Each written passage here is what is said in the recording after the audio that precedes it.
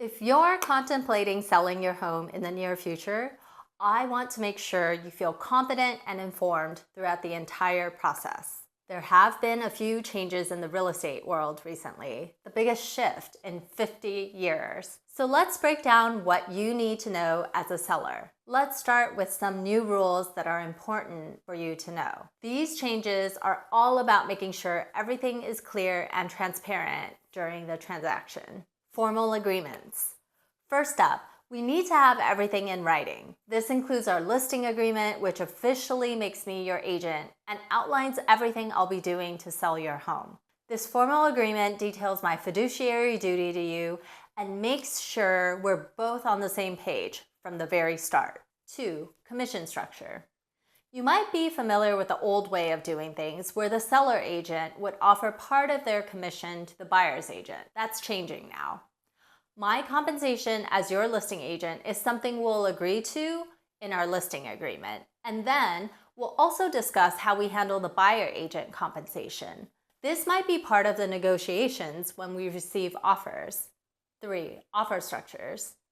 When we start receiving offers on your home, they're going to include not just the purchase price, but also a request for buyer agent's compensation for bringing the buyer. This is a little bit different from how things used to work, so we'll go over how to evaluate these offers to get you the best overall deal with our 5-star offer formula.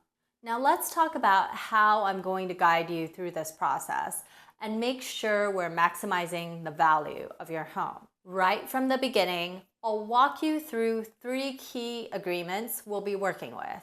The listing agreement, which covers our working relationship, the buyer representation agreement, which the buyer's agent will handle, and lastly, the purchase agreement, which is the contract between you and the buyer when you accept an offer. I want you to feel completely comfortable with these documents so you have clarity once the ball starts rolling. When we start getting offers, I'll use something called the 5-star offer formula to break everything down. This formula looks at the purchase price, the terms of the offer, the capability of the buyer's agent, any contingencies like inspections or financing, and the timeline for closing. It's not just about getting the highest price. It's about getting the best overall offer package that meets your needs. One thing we'll discuss is how we'll handle the buyer agent's compensation. We can't advertise this in the MLS anymore, so we'll talk about whether or not we want to advertise it off the MLS. This is a strategic decision, and I'll guide you through the pros and cons to make sure we're doing what's best for you. Specifics in selling in California. If you're selling in California, there are a few specific things we need to keep in mind to stay compliant with state regulations. Using the right forms. California has introduced some new forms that we'll be using. These will help us formalize everything and make sure we're following the rules, which is really important for protecting you as we move forward.